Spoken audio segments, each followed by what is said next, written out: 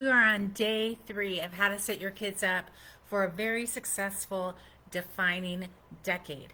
What is a defining decade? Well, Dr. Meg Jay, the author of this book, says that the defining decade is your 20s. So every age and stage has developmental tasks.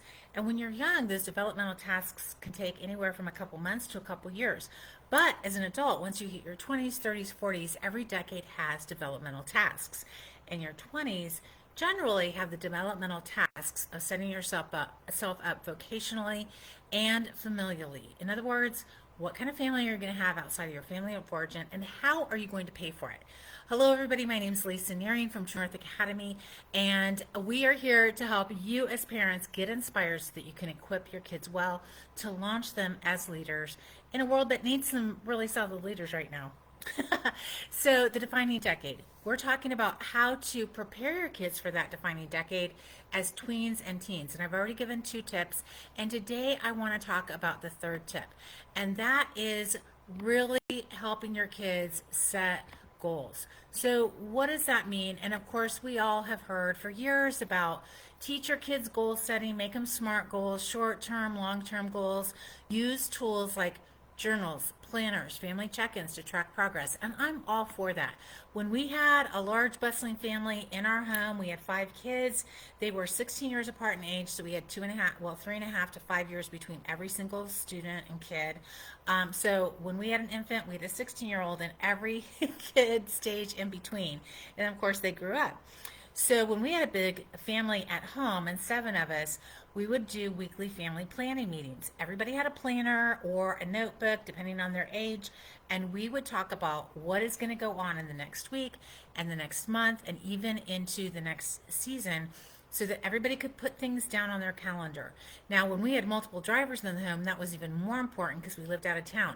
Who was dropping people off at activities and picking them up, and just kind of doing crowd control and traffic management, right? It sounds so silly, but really so important. Now, when you do those kind of meetings out loud together as a family, you are literally teaching your kids executive functioning skills because they are learning to forward think, they're learning how to backward engineer projects and plans. And a lot of our kids really understand tasks.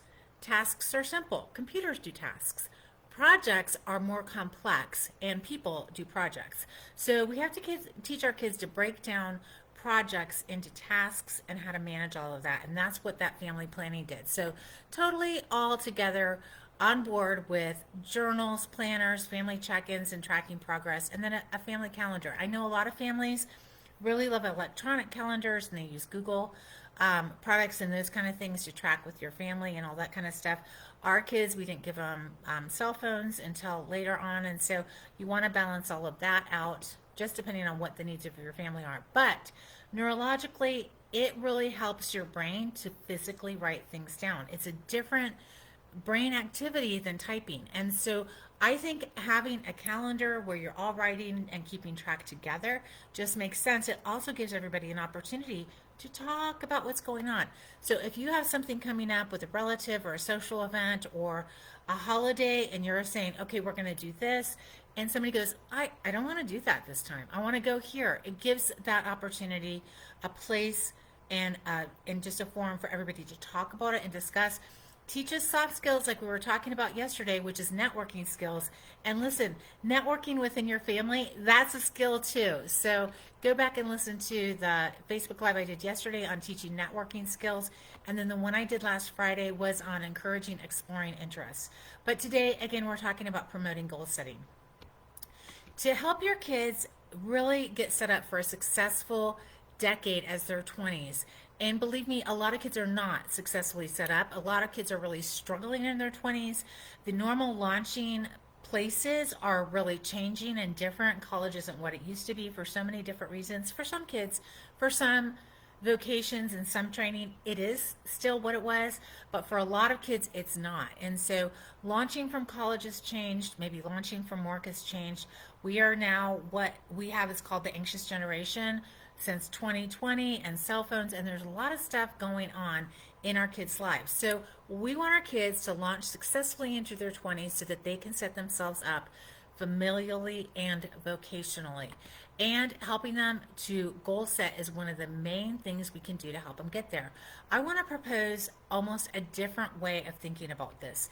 Instead of talking about what goals do you want to accomplish when you're 18 and 19 and 20, that's a worthy conversation. I'm not disregarding that. But I would really like you to talk to your kids about what lifestyle do you see yourself having? What lifestyle do you want to have when you're in your early 20s, mid 20s, and late 20s? Do you want to get married young? Do you want to start a family? Do you want 12 kids when you're 45? Because if you are, don't start when you're 30. Do you want to live out in the wilderness and do you want to do a lot of outdoor adventure and be kind of independent and alone? Or do you want to move to the city? Start talking about lifestyle, where they want to live, what kind of adventures do they want to take? Do they want to go to grad school? What kind of vocational life do they want to have? And I've talked about this over and over. Most of our kids are going to have between 12 and 15 different jobs over the course of their working life. And part of that has to do with the fact that adults are going to be living longer. We already are, but we're going to be living longer. We're going to be retiring later. We're going to need that income, but also, what are we going to do? Play shuffleboard for 30 years? So really think about setting your kids up for lifestyle success, not just financial success, but what kind of lifestyle do they want to have, and include family. What kind of spouse? What kind of values do they want their spouse to have? How many kids do they want to have? Do they want to homeschool, unschool, private school? All those things cost money. Do they want to live on a coast? Do they want to go to the Gold Coast? Do they want to travel, et cetera, et cetera? And I think that's really important. One of the things I thought was super interesting about this book is she has a whole section in here on fertility. And maybe I'm not allowed to say that on Facebook. I don't know. I'm going to say it because she talks about how a lot of people are putting off having their family till they're in their 30s or later. And just statistically, fertility rates go down. And I don't think that's a discussion a lot of us are having with our kids, especially as statistically, a lot of our kids are getting married later if they do at all, and they're choosing to have kids later if they can at all. And so having those kind of conversations with our kids. Do you want a large family, small family, medium family? When are you going to start? How are you going to support them? All those kind of things. Again, backward engineer from there. And listen, it doesn't mean they're locked in for life. We had 5 kids. I heard a description once. A large family is 1 kid more than the number that you have. But I will say, now that I just have I'm just living with one of my kids is an adult now who lives with us, but all of our kids are grown and flown. And really looking back on some of those years, they were so exhausting. Let's be honest. Having a large family, it is a lot of physical work. I mean, just feeding everybody, going grocery shopping, trying to get walks in, doing read alouds, especially if you're doing alternative education. You are going from the beginning of the day to the end. And now more and more people are choosing alternative education where both spouses are working. So you add in that complexity, or they're doing part-time jobs or being part of the gig economy. And so it's just really busy. And I'm not saying don't have a large family. I'm saying go have a large family. We need large families. We need large families who love faith, family, and freedom. So go do it. But I'm saying help your kids understand that, say you want a large family and then you have 2 to 3 kids and you're like, I think this is my large family. And it's okay to change and alter the course. Or you could start working towards a specific degree or vocation, and you do an internship and you go, this is not for me. Our oldest daughter, she had always told everybody from a very, very young age that she wanted to be a cetacean biologist. Now, she got a lot of kudos for that because she was a little petite person, and hearing cetacean biologist out of a small person's mouth is pretty impressive, right? But when she was 14, I made her do a research project on what does it take to be a cetacean biologist. It takes a PhD. A lot of times you are out in the middle of the ocean alone listening to whale noises, and you're on a boat. You don't see a lot of people. You usually make about $28,000 a year. Now, this was years and years and years ago, but you've got a PhD. You've got all these years invested. You don't start working till your 30s, and you're not going to make a whole bunch of money. And she decided after that research project she was not going to be a cetacean biologist. The deal breaker for her wasn't the years of studying, it wasn't the debt, it wasn't the pay, it wasn't the boat, it was not being around people for several months of the year.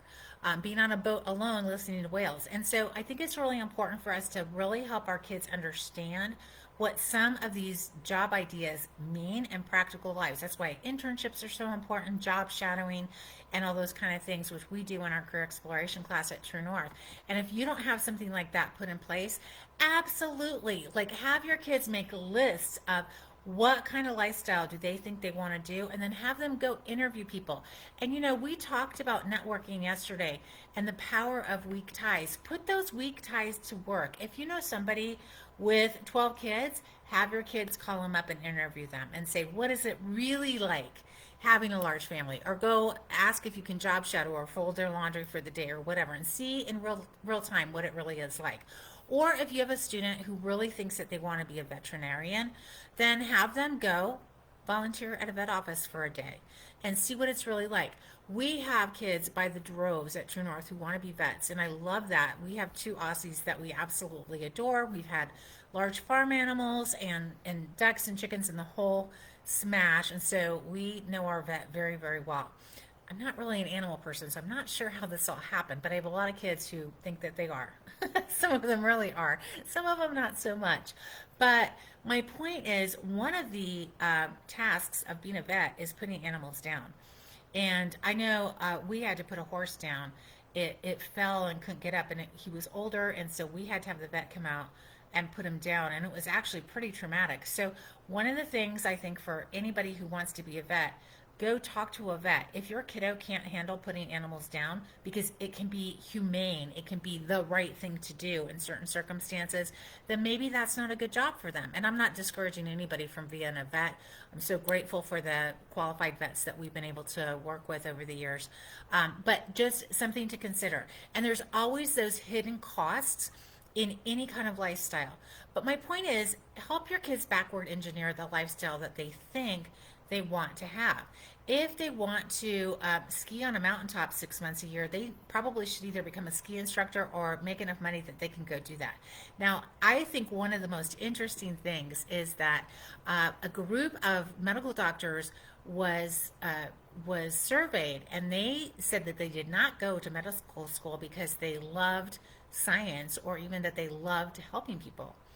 They went to medical school because they had an expensive hobby and they wanted to support their expensive hobby. So the best way they knew to support their expensive hobby was to go to medical school, make enough money that they could continue their expensive hobby. And I think there's a lot of takeaways for us as parents there. We can say to our kids, look, if you want this specific kind of lifestyle, it's going to take this much time, this much intention, this much money, this much purpose. How are you going to go after that? And of course, not all of us have expensive hobbies.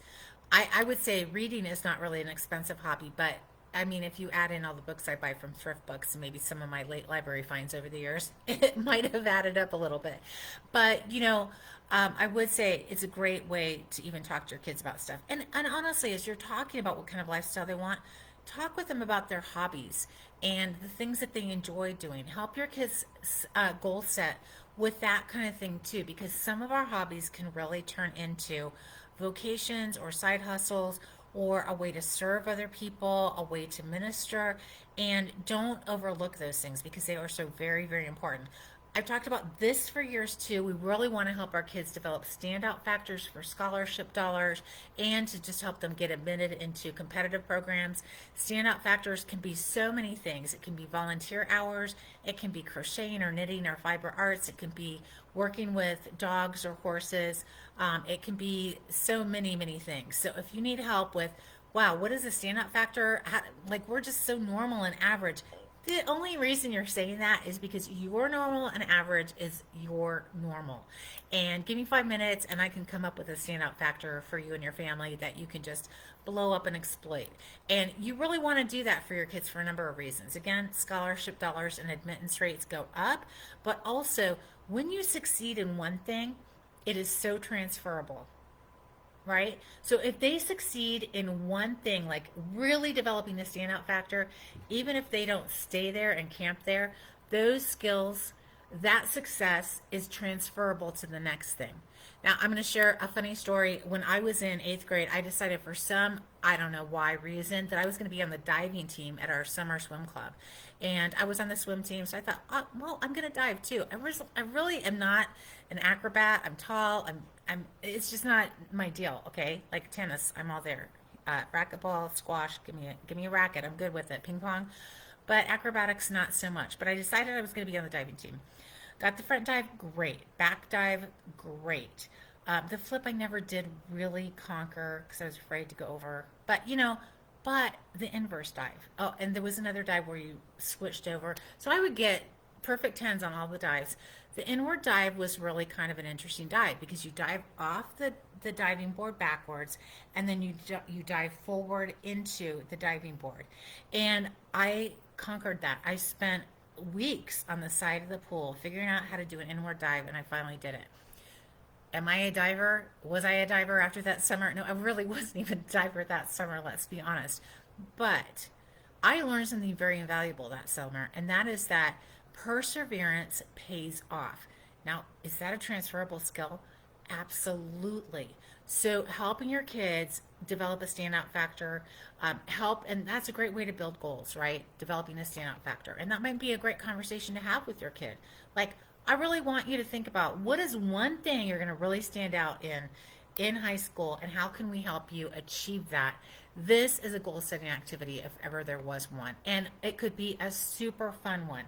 Now, you want to help your kids understand what are the costs, both financial and time, because there's cost benefits and there's opportunity benefits. If you really go for a standout factor, you're saying no to some other things. That's all part of goal setting. If I'm setting a goal for this, I'm saying no to all those other things over there, right? These are life skills, transferable skills. Now, one of the things we do at True North Academy, we bake in life skills, we bake in soft skills, and of course, academic skills. We want every student who goes through every single class to leave a class knowing more academic skills, soft skills, and life skills. That is part of our goal at True North Academy. We don't want to just be talking heads where we're cramming your kids full of academic knowledge. They can get that anywhere. We want them to develop as whole people. We want them to grow in wisdom and knowledge. It's a both and kind of thing. So find an academic program that does that for you. If you're not sure where to start, True North Academy is a great place to start. And again, we are continuing to do that free 2-year academic plan for you and a free 15-minute academic advising. Tamara Poole does most of those, and she is phenomenal. She actually talked somebody out of taking classes at True North last week because they were ready to graduate. And the mom was like, oh no, I think we need like a whole nut. And Tamara's like, no, he's done and he's ready to go. Like, it was such a relief to the student. And sometimes we just need somebody to bounce things off of, and back to goal setting, right? The mom thought the goal had to be here, and the reality was the kid could go to the next thing. So what a beautiful thing. Goal setting is so very important. Teach your kids goal setting in their tween and teen years so that it's set up for success in their 20s. I've shared this before too. One of the things I did with my high schoolers once they hit high school, we would spend an hour every week planning. Now that seems like a lot of time, especially when you have a large busy family and you have littles and middles and bigs. But I will tell you that time was so invaluable because most of our kids don't understand all the extraneous things that go into one task or project. And one of the things I learned from our house fire in 2019 is that if you do really good setup and you do a good breakdown, you have good breakdown processes, the project itself is very doable and probably takes less time than the setup and the breakdown. So one of the projects that we did is we did all of the painting of the ceilings. We did, my husband and a friend, they did all of the the drywall stamping themselves, and then we came in and we did the painting of the ceilings. It was a big project because we have wood everywhere in our house. You can see a little bit in this room, but we have 12-inch floorboards, we have crown molding. It's a 100-year-old house and it looks like it. So we had to mask and tape and plastic off everything. And then we sprayed the ceiling. We had to let it dry, spray it again, let it dry, spray it again. Oh my gosh, we painted this house so many times. And then we had to take everything off carefully because of the woodwork. So believe me, the setup and the teardown took far more time than the actual painting itself. And that's a lot of what goal setting helps your kids understand. is that if you prepare well and you put time into that front end loading of any task or project, the task or project, for one, it goes so much smoother. You have all the stuff set up, you have all the stuff there, you're ready for success. You have more success when you do the project, and it takes less time. And then if you have a good process for breaking it all down, of course, that just makes everything smoother all the way around. And sometimes it's part of goal setting is knowing when to just say, I'm done. This is not my problem. We had flooding. We had the worst flooding in our area in recorded history this last spring. And so we had to gut our basement because we got flooding. Thank goodness my husband was home. It was only 12 inches, but it would have been 5 feet, which everybody around us had. But he had 2 pumps, and he was down there for about 20 hours, pumping, getting the water out of the basement. But sometimes you just have to know, this is not my deal. So we emptied the basement. We took off the drywall and everything and cut out all of the insulation that was bad, and then we hired somebody to come in and do some of the rest. And we didn't get a lot of money from the insurance or FEMA, like nobody else in the world did, right? And so sometimes it's okay. We're going to do it all, and we're going to set up well, and we're going to get it done, and we're going to clean up. Sometimes it's okay to say, I am super busy. I'm going to outsource that. And that's part of goal setting too. So goal setting, it's a big job for us as parents. It's not just a task. It's a project to teach our kids goal setting, right? But we have to help our teens understand what it means to set achievable short-term and long-term goals. And of course, journals, planners, family check-ins, track progress. Again, talk with your kids about what kind of lifestyle they want to have. And look, we all have changed directions, right? The kind of lifestyle I thought I wanted to have in my teens is so radically different than the life that I've lived. Because, for one, I became a Christian in between then and now. Big paradigm shift. I got married, had a bunch of kids, moved across the country and back and forth and up and down. And so that changes you, right? But having a starting place is so very helpful. And, it says, without a vision, the people will perish. Our youth are desperate for a vision. They're desperate for it. That's part of why they're so anxious. They're like, what? I have so many choices. What should I choose? Help them make a choice. Take a stand and make a mark. Doesn't matter what it is, they can change it. That is the nature of humanity, right? We decide we're going this way, and then God directs, life directs, our spouse directs, or we have a sick kid or 3 kids instead of 1, or whatever it is. At least start somewhere. That's going to give your kids a great starting point. So I'm going to be back tomorrow with another tip. I've got a couple more for you. I hope this has been helpful. Again, I love this book, The Defining Decade. The Defining Decade by Dr. Meg J. Why your 20s matter and how to make the most of them now. And what I'm doing in this series is just extrapolating out of what she said to say, here's things you can do as parents to inspire and equip your kids for success, not only in their 20s, but in their tweens and teens. Again, I'm Lisa Nearing from True North Academy. I'll be back to talk to you soon. Take care, everybody.